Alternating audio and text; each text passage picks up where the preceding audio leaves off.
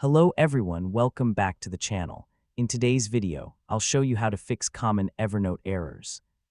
If you're experiencing problems while using Evernote, such as notes not loading, sync issues, login problems, or unexpected app behavior, there are a few simple steps you can try. First, open the Evernote application and sign in to your account.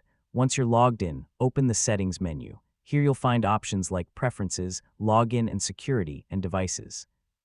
Reviewing these settings can help make sure your account is configured correctly and that you're signed in with the right account.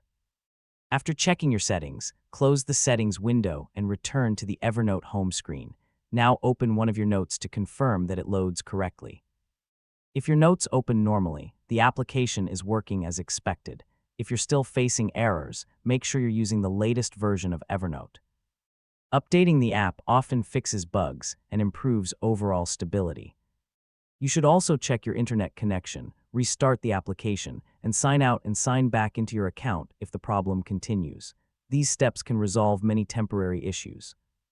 If the error still isn't fixed, you can visit the Evernote Help Center or contact Evernote support for additional assistance.